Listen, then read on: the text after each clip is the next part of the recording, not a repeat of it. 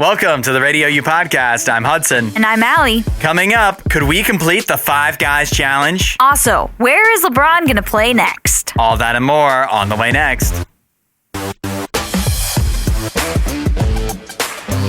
LeBron has made up his mind and changed it again. No. According to his agent, Rich Paul. We're still waiting on a LeBron James decision about where he will be playing for the 2026 NBA season. And apparently, LeBron has, part of what's holding it up is that LeBron has made up his mind, and decided on a destination, and then had second thoughts and changed it. And it sounds like this might have happened more than once. Wow. This is crazy to me because I, for the longest time, just thought he'd already made the decision, but was just waiting for like the perfect time to announce it or something. Like maybe after the World Cup hype had died down or something. He wants this to be the biggest news story out there. But really, he's holding the entire NBA hostage right now until he makes this decision or, announces the decision, because they're not even like releasing the schedules for the next season. How can you? Yeah, because you don't know where he's going to be. You don't know, what Christmas Day games you're going to need to have, what primetime games you're going to need to have. This impacts a lot. Yeah, it definitely does. So do you actually believe this? Do you believe that he is flip-flopping on his destination, or is this all just Rich Paul explaining some reason to draw it out when it's actually he's doing what you said initially, just picking the waiting right time. For the right time. Yeah. I think more than likely he's waiting for the right time. But I do think that, LeBron has a lot of friends in the NBA. So many of the guys that play, he knows them and he talks with them all the time or whatever. And so I'm sure there's lots of players that are, asking him like, hey, you should come play with us or whatever. And so I do think that there is a pull from lots of different sides that want him, but is that going to impact his decision? I don't think so.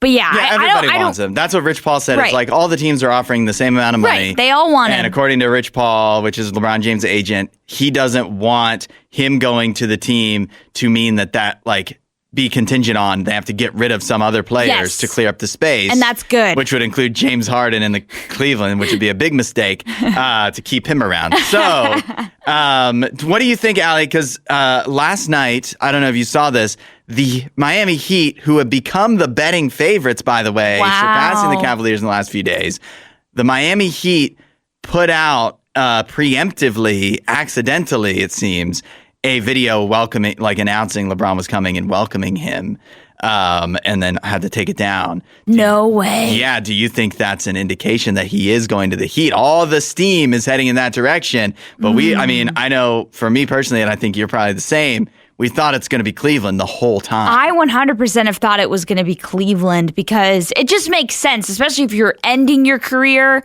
Why wouldn't you want to end it where you're from? And, you have a good core there. If you don't have to drop any of those players, you actually have a decent shot at making an impact in, the Eastern Conference and going a far amount like they made it to, the Eastern Conference Finals last season. So can you push it even further? So I feel like, I still think that he's going to go to Cleveland, but maybe this is what Rich Paul's talking about. Maybe initially he said Miami, and then they released this video, and he's like, "Not anymore, Miami." I think all the Heat, the Cavs, the Warriors, the Sixers, the Timberwolves, probably 5 other teams at least, have this kind of video. Yeah, they have something that ready. Was made by the social media team. Yeah, and so I don't know if you can read too much into it, but all the signs are pointing towards the Miami Heat, and with the poly markets and Kalshis and the inside information, the person who knows something, who hands it off to somebody else who knows something, who can bet on it without I see all the time people say in sports, the betting markets know. Yeah. They just know. Especially with this. This is different than how an outcome of a game will be. Yeah. Because that's not predetermined. LeBron, if he's already made up his mind, and some people kind of know, even if they don't know, then they can obviously stand to gain a lot of money if they just want to put it on Polymarket or whatever. So I feel like it might actually be the Heat. And you talk about not having to get rid of anybody. They don't have anybody to get rid of. Yeah, but that could be a problem if he wants to compete for a championship. It'll be him and Giannis and Andrew Wiggins and bam, and that's about it. Yeah. Have you heard about the 5 Guys Challenge? It's where you try to afford 5 guys. 772 I'm out. Radio U. Can't do it. Yeah, we failed. Radio U, the talkback button in the Radio U app. The 5 Guys Challenge is actually a new viral challenge where it's just guys being guys. Just bros being bros. Bros being bros, doing the most guy stuff you can do, but turned into a challenge. It's a 24-hour endurance challenge. You get 5 guys together. Okay. And then you see if you can accomplish all of these tasks in 24 hours. Okay. The tasks are drink 5 gallons of milk, 5,000 push-ups, 500 high fives, catch 5 fish, run a combined 50 kilometers. Oh my. Make 500 3-pointers, and this is a tough one to me. Beat 5 video games. Oh my goodness. And you have to do this all in 24 hours, you and 4 guys. That is crazy. Yeah. But also, this is the most guy thing I've ever heard, and I kind of love it. It sounds so fun, and I really want to do it. I just need to know 4 other guys. Have 5 guys. But I was thinking, I mean, we can map this out here. What if the Radio U staff was to do it? You, me, Nene, Sparkle, JR, and Lex. We'll get an extra person. Yeah. Right? That's 6? Yeah. Is there 6 of us? Wait, I'm sorry. I was watching. You and me I've and been Nene. distracted by the video. You, me, Nene, Sparkle, JR, Lex. Yeah, I think that works. That's 6. We get an extra person. Could we do this? We're not 5 guys. We're 6 mixed genders. But could we actually... Mixed genders. Could we accomplish it? I mean... You gotta be pretty fit to do some of this stuff. I know for me, I suck at push-ups. Absolutely stink at them. This is what I'm thinking. That you would have to, some of these you would have to divide and conquer. Oh, yeah. The 500 high fives, if 6 of us, we could knock that out very quickly. 5 fish actually could be done pretty quickly. Oh, yeah? But I would hand that off to, like, who's going to be the fishing guy, and then somebody else, like, might need to be the video game guy. Yeah. That would know which games you could beat quickly. Yes. In this amount of time. And then maybe the push-ups, milk, and 50K, you would split that up, and maybe not evenly, but you'd split that up. Yeah. I mean, that's what you're gonna have to do. You'd have to split it up and try your best. But I'm seeing in this video here, like they took like all the time, like all 24 hours to get this challenge done. Well, I mean, just thinking about 5,000 push-ups, even if you divided that evenly, that's 1,000 push-ups a person. Yeah. That's a crazy amount of push-ups. I know. I could never do that. Like, I'm lucky if I could do 10. I mean, I think it's not as crazy quite as it sounds because, like, I couldn't do 100 push-ups straight right now. But if I just was like, do push-ups for as long as, like, just keep doing push-ups, you would get to 100 pretty quickly. Yeah. And, like, I mean, I would be able to do it, and I never do push-ups. Yeah. But to get to 1,000, that's going to just take some time and take a lot out of you, and your arms are going to be sore. Yeah, they're going to be I would so save that sore. for the end. I would save that for the end. Well, they split it up. Like, as the video's going, they're, like, splitting it up and showing you the counter of what they're doing and everything. But, yeah, a crazy, crazy video. It has, like, almost 4 million views on TikTok. And I'm wondering if this is going to inspire other, friend groups, other guys to try this out. I think I definitely have a strategy for whichever, like, I have an idea of how this would work for us. But I don't know, even with 6 of us, if we could do it. Yeah. Because, I mean, 50K. Yeah, that's a lot of K. Obviously, we'd have 6, so we could divide it up to smaller amounts. But, like, between 5, you'd all have to do a 10K. Yeah, right, exactly. And then which obviously takes a lot of time, too. It that would take like at least an hour, probably. And then 500 3-pointers, even if you divide that up. I'm not making any 3-pointers. I'm just telling you right now. Yeah, so there's no way we could do this. Even if I need the 5 girls challenge. I need to come up with that one. You start working on that. Watch 5 rom-coms in I don't want to say anything offensive, so I'm not decided that. Burger King is adding a new role to each restaurant that they operate around the country. It's called the Your Way Champion. And they seem to be adding this because they just can't stop messing up orders. Uh-oh. Remember how Burger King, like, they kind of started this ad campaign a few months ago where it's like, we're ready to listen to you guys. You can text to the Tom Curtis or whatever his name was. You did that, didn't you? I did, and it was a total farce. Yeah. It wasn't real at all. Well, Allie, if it was a farce, then how do you explain this? How do you explain that they're responding to our complaints? Okay. That we've been making as customers by adding a new restaurant leadership role called the Your Way Champion, which is basically a managerial role whose entire job is making sure that guests receive accurate orders and a better overall dining experience. Okay. The Your Way Champion will get to wear a distinctive uniform. You get to wear a special uniform. They're going to be like the school prefect, you know, like. Their job is to greet customers, double check customized orders. We called this an expediter at Panera. Yeah. Ensure food is prepared correctly and serve as the go-to person for resolving issues. Why would anyone want this job? Yeah, I was going to say, this sounds awful. You have to wear a different stupid uniform, and everybody is going to complain directly to you. It's all your fault. Oh, no. But the good news for us as customers is that in addition to this, because Burger King has such a history of messing up orders, apparently, they're also launching what they call the Whopper Guarantee. Okay. Which means if a customer's Whopper isn't made correctly, the restaurant will remake it immediately and provide a free Whopper for your next visit. That's pretty good. Yeah, that's not bad. That's not bad at all, which means definitely check it. Make sure that you get what you want. Yeah. I have to say, though,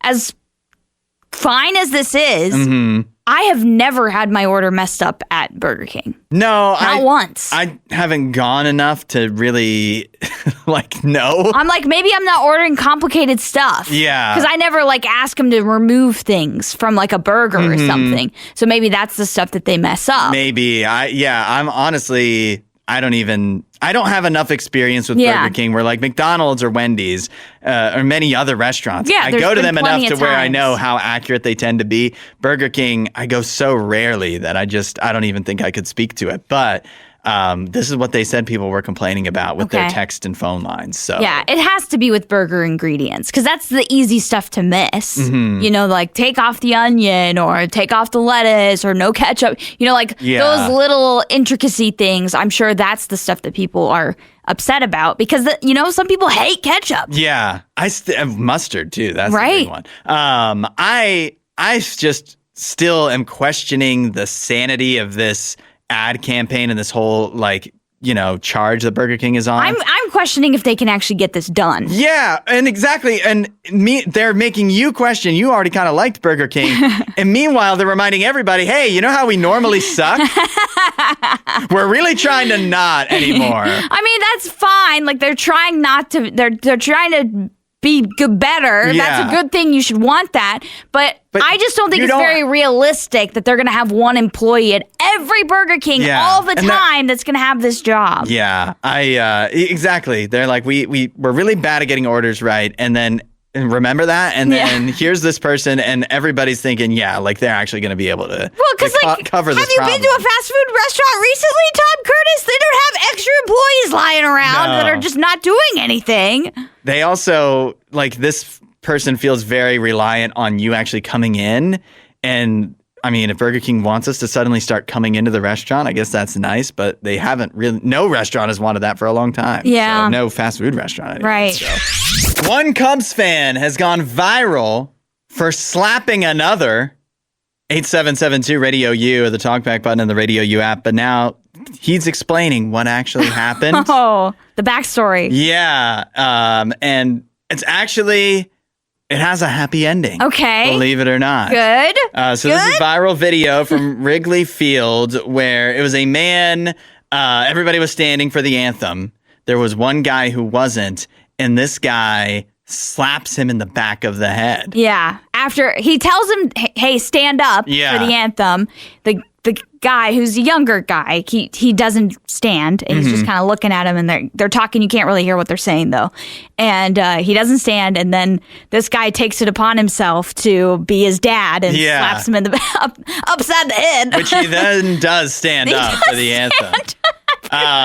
So obviously that could really be a negative situation. Yes. But now, like, we're getting more of the backstory. We know who the slapper is. Okay. And his name is Bob Chavez. He is a Vietnam War veteran. Okay, this is making sense. Yes. So obviously standing for the anthem, the anthem in just the United States means a lot to him. He lost a lot of, he says he lost a lot of friends fighting in the Vietnam War back in the day. Yeah. And so for the United States. So that's a pretty big deal. That's why, it's so important to him that not only he stand, but this other guy as well. Yeah. The other guy, I don't know too much about like what his stance was. Right. That's not actually been shared. But what we do know, and this is according to Bob Chavez after the incident, speaking to TMZ, is that after the anthem, after the slap, they each apologized to each other. Okay, good. The younger fan who wasn't standing at first during the anthem bought Bob a beer. Aww, okay. And they hashed it out and had a nice discussion about, their different perspectives on why the one guy didn't feel it was necessary to stand. Obviously, the Bob Chavez explained why it was so important to him that people do stand. And so they, came to an understanding through it all. And I think that's what America's all about, isn't it? So you're telling me that we can actually come to some type of agreement if we would just talk to each other? Yeah. What a novel idea. If we could actually just have a conversation, maybe we could agree on things. Maybe we could have some friendship around here. So, yeah, I think this is an important lesson because at first I just saw this video and I was like, listen, while I think it's important to stand for the anthem, the last thing you should be doing is assaulting somebody that doesn't. Yeah. So, I mean, that was not a good look. But now hearing more about the story and how both of them apologized, because, again, Bob should not have hit this kid. Yeah. But both of them apologized to each other.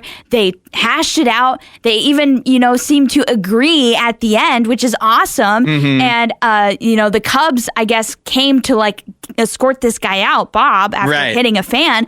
And the younger fan, he told him no. He's like, we are good. Things are good. You do not need to kick this guy out. And so that, to me, is the coolest part about the story. Is just like, if we could just talk to each other, maybe we wouldn't have all of this division. Yeah. I agree with that we need more talking and less rushing to judgment you could argue that definitely the Bob in this situation, the war veteran, he rushed to judgment of like this guy, he's upset, he's emotionally kind of, how emotionally can you not stand? charged, which is understandable, but he goes to the slapping, which not okay. Yeah. But if that's all you see is that clip, then you can definitely just rush to judge either side and be upset about it. But these guys didn't, they eventually worked things out, and that's what we need to do, too, is see more of the bigger picture and less of just, ooh, there's something that makes me mad. Yeah. And whether it's actually physically lashing out or just like internally being like, I wish I could slap him. Right. It doesn't have to be that way. No, it definitely doesn't have to be that way. We can come to agreements. We can talk it out and hear other people's perspectives and why Bob would even want somebody to stand for the anthem. It's important to hear a story like that from a Vietnam veteran. So I love it. Probably the number one biggest story in the WNBA this year is Sophie Cunningham's finger point. Allie's doing it right now. Yes, I am. Yes. Oh my gosh, it's my favorite meme of 2026. It is iconic. It doesn't say, it's an obviously just all-timer of a meme. Oh yeah, we're never forgetting this. But it also doesn't say much about the WNBA season that this is what we it's remember. the biggest headline. But it's a good thing for them. You know, Yeah. they need a good meme. The Yeah. NBA certainly has had a million great memes with like the Russell Westbrook, you know, like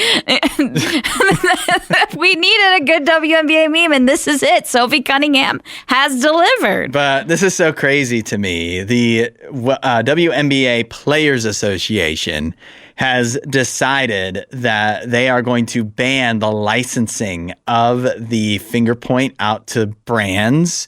So, because they consider it derogatory. What? Because while obviously it's an iconic moment for Sophie Cunningham, keep in mind she was doing that to point at another player. Which player? Who even knows or cares? But it's derogatory against whoever that woman was. And Okay. so that's why they are deciding that while Sophie Cunningham herself can monetize this, And she should. yes, the WNBA players Itself can't. generally can't, which means that whoever that woman was that she was pointing at would have gotten a cut of whatever they Right. monetized, and but instead she's not going to be able to do that. Yeah, no, okay, guys, come on.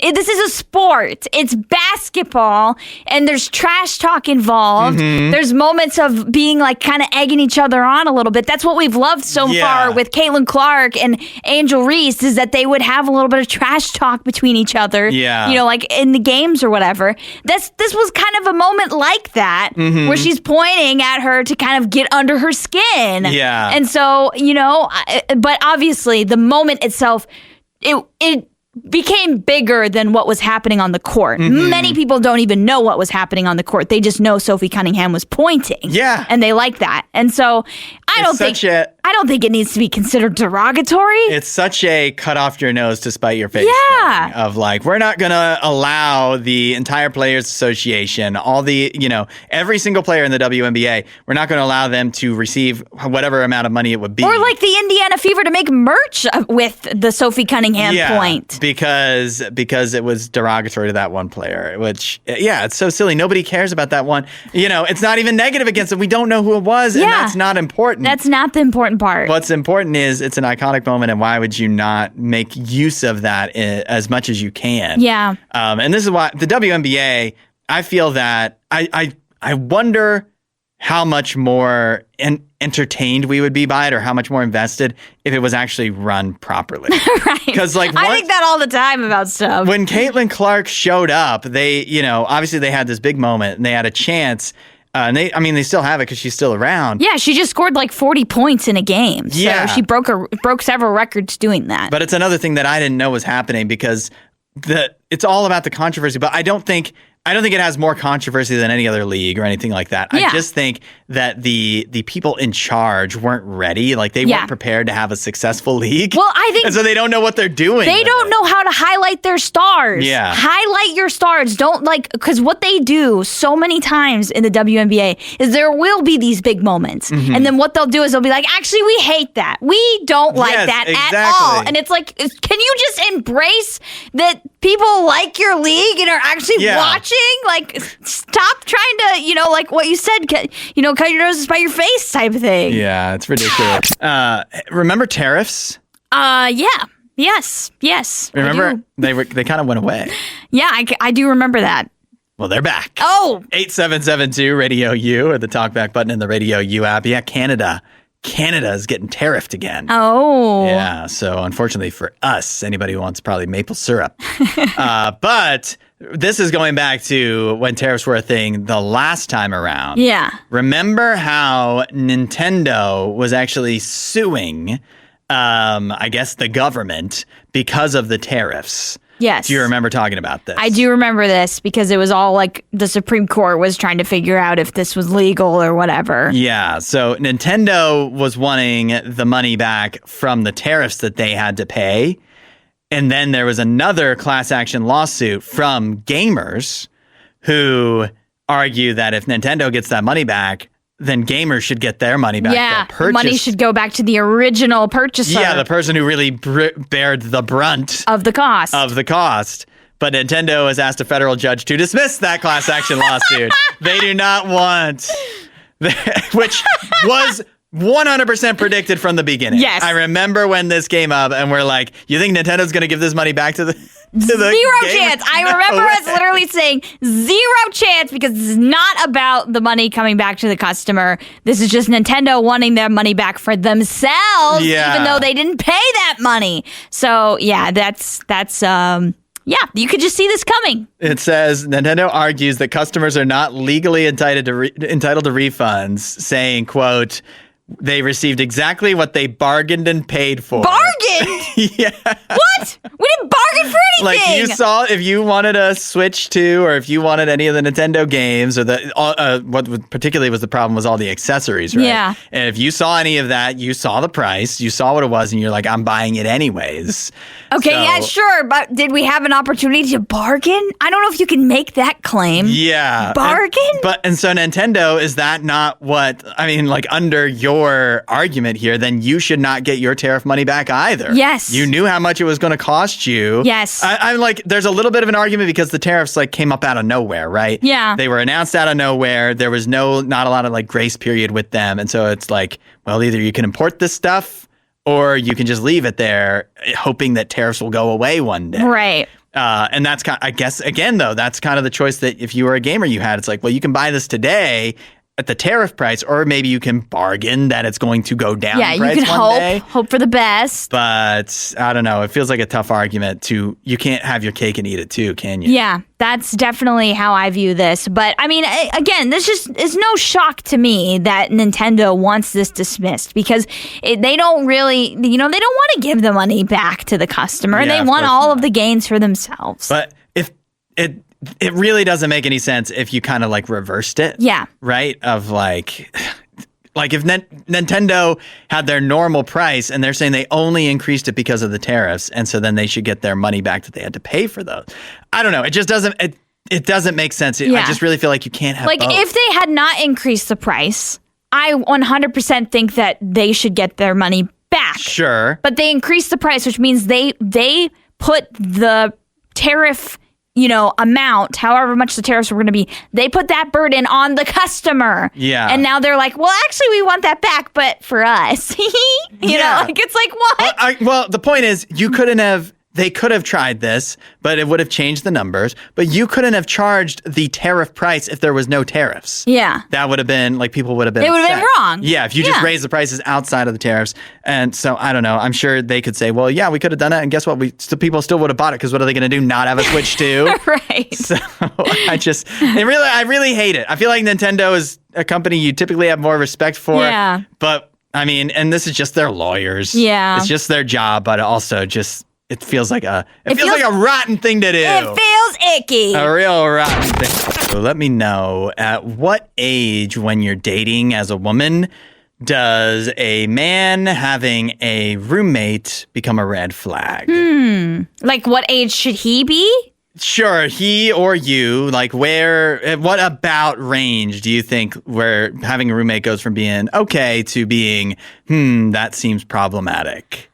It's so tough to say because the economy is so harsh. Yes, thank you for single that, people. For that realistic perspective. Yeah, because it's just like, I mean, it's so expensive to get an apartment and to rent. It's so expensive to buy a place. So, to have a roommate, it's very helpful to split rent and all of that. So if you're single, I understand why you would want a roommate. So I don't really know if I could put an age on it where it's like, this is a bad idea. It's like, this guy might just be financially smart. Yeah. Yeah, maybe having a roommate can allow him to save. Yes. Hopefully that's what he's doing. I feel that, like, I'm seeing it's kind of a more agreed upon red flag for some, like, that are talking about this in podcasts and stuff. This is women in their, like, early to mid 30s are saying that this is a problem. Okay, so they want men that are like ready to get married, so they're living on their own. But the thing is, it's like until you are married, like what's the big deal about having a roommate? What is the necessity of living alone besides that? Besides that, it just makes you seem more adult or grown up. Yeah, maybe it's just like they don't like that he has a bro, and so you can't I don't know. That's what it sounds like. Like some of these things that I'm seeing here, there's a woman, host of the Petty Party podcast, saying that, basically that if a man doesn't have his own place, she says, I'm not dealing with him. I'm not dealing with a man with a roommate either. It's a heavy no for me because I need you to be on your own fully. I need to see it. So it's a prove it type of thing. Prove that you can provide for me if we end up together. Yeah, but to me, thinking it from my perspective, it's one, it could definitely be a financially smart thing to do. Yeah. Two, if I'm a guy and I could be definitely ready to, get married, settle down, like have our own place. Also, if you have like a roommate that's a friend, that can be really fun too. Yeah. And so why give that up if it's not actually necessary? Right. And so prove it by moving out and eventually moving in with you to get married. But I don't want to like give up on that. That's a time in life. If you have some roommates are annoying. Some roommates are your friends and you want to it's an enjoyable experience. Yes. And you want to be able to you don't want to cut that short before you actually have to. Exactly. I lived, my roommate out of college was a roommate that I had in college because we met in college. She's now my sister-in-law. And, we were roommates up until the point of her getting married to my brother. Mm-hmm. And so I loved having her as a roommate because we would do such fun things together and watch movies and have all this great time. And I know that's not the case for every single roommate. Mm-hmm. But yeah, I think also it was financially smart for us to be roommates because then we could split rent. His rent is insanely expensive right now. Exactly. And I also feel like this is a standard that you would not want flipped as a woman. I know like some of these sound like they're definitely living on their own potentially, but at the same time, it's like this, if a guy is talking to a 30-year-old woman and she has a roommate and the guy's like, sorry, can't do roommates. Yeah, that just would not feel right at all. So I'm definitely on the side of, I can understand it's a maturity aspect. Yes. If he's super immature with the bros and like doesn't have any boundaries or anything like that, then yes, that should be the red flag. But just having a roommate itself should not be the red flag. We just got a talk back using the talk back button in the RadioU app. This is from Josh. I don't know if you saw it or not, but it looks like Jimothy made it all the way to Roku City.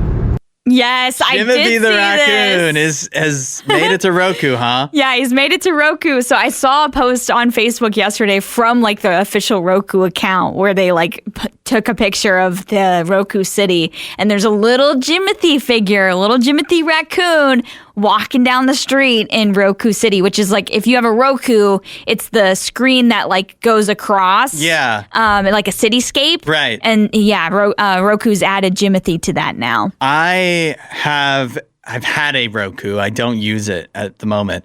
But, definitely if you have one, make sure you have the RadioU Roku channel. Yes. But I didn't know. I know the city you're talking about. I didn't know they ever changed or updated that. I didn't either. Except for the spots where there's places for ads. Yeah, the billboards. Yeah, but like the actual cityscape itself, I thought was... I feel like they've been using that since the 90s. I don't even know. Like, whenever Roku was invented. I don't know how long Roku's been around, but it's always been that purple city. Yeah. And it's always looked the same. It's always looked the same. And so I didn't know that. I mean, that's a huge honor for Jimothy. You think about all of the things that, Punch the Monkey and all the highlights that have come and gone since the Roku City was invented. That never made it on there. And but Jimothy has. And I saw another thing on social media, because my social media feed is just filled with Jimothy right now. D&D, as in Dungeons and Dragons, the game, the tabletop RPG game, has added Jimothy as a playable character. How do they do that? Like you can buy a Jimothy? So like you can play, so they've created like a character sheet so that you have like different features of Jimothy. Attributes? Yes, exactly. What's his special, does he have like a special skill? I need to look and see. It was like he's like a mythical creature or something, but I need to see the Jimothy D&D. But they posted it on their official account, and they were like, you can now play as Jimothy. He's a beloved cryptid is what he is. Look at the little sketch of him. Oh my gosh, it's so cute. Just a little Jimothy sketch. Well, Allie, of course, we can send the Jimothy Dungeons and Dragons sketch if you just text Jimothy to 8772. One of his attacks is a nibble. It's a melee attack roll. You can nibble. We have to sound absolutely insane to anybody who doesn't know who Jimothy is, even though he's a raccoon that has taken the internet by storm. Yes. So many people have seen him, but I also know that the internet is so It's so segmented, yeah. That like it could be not on your TikTok or Instagram at all. But he's like he's a raccoon that is known for roaming the streets of Seattle. Yeah. And he's all stubby because he has a spinal condition. Yes. Where he has like a very short spine. Very short spine, so his legs are like normal length, but he looks like real stubby, almost like Quasimodo from like Hunchback of Notre Dame is how I describe it to people. It reminds me too, and this is also a weird niche thing, but it was like a viral video. You know that horse that only has 2 legs? It was just an animation of a horse, and then the music's like, you're going to want to clip this. Have you seen that video? Because that's what Jimothy reminds me of. It's that in real life. I don't know what that video is called. Hopefully somebody knows what I'm talking about because that has millions of views on YouTube. Oh, that's great. If you send a horse to 8772 Radio U, I will find that video. You'll find the video. We'll put it in the show notes. Okay. We need show notes. Yes. We should work on that. Yeah. Show notes. Yes. Good idea. The RadioU Podcast. Subscribe and download the RadioU Roku channel on your Roku while you're looking at Jimothy on the Roku City screen. Thanks for listening to the RadioU Podcast. Don't forget to rate and review the show.